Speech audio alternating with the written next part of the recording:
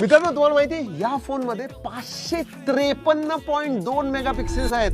हो तुम्हाला सांगतो, प्रायमरी सेन्सर 200 मेगापिक्सेलचा आहे, टेलिफोटो 200 मेगापिक्सेलचा आहे, पेरिस्कोप 50 मेगापिक्सेलचा आहे, अल्ट्रा वाईड 50 मेगापिक्सेलचा आहे, सेल्फी सुद्धा 50 मेगापिक्सेलचा आहे. आता तुम्ही म्हणता 3.2 मेगापिक्सेल कुठे गेलं? अजून एक सेन्सर आहे माग, कलर सेन्सर आहे, तो 3.2 मेगापिक्सेलचा आहे. म्हणजे विचार करा काय कॅमेरा. ह्याचा जो पेरिस्कोप आहे ना तो 10x झूम देतो, टेलिफोटो 3x झूम देतो. म्हणजे टोटल विचार करा किती तुम्हाला ऑप्टिकल झूम मिळते. म्हणजे लांब जरी कुठला सब्जेक्ट असला ना इझिली चांगल्या क्वालिटीमध्ये ऑप्टिकल क्वालिटीमध्ये तुम्हाला फोटोज मिळतील. आणि हो फक्त कॅमेराच नाही, बाकीच्या गोष्टी सुद्धा जबरदस्त आहेत. म्हणजे 2K रेझोल्युशनचा ऍब्सोल्युटली ग्रेट 6.82 इंच डिस्प्ले, खूपच सुंदर आहे.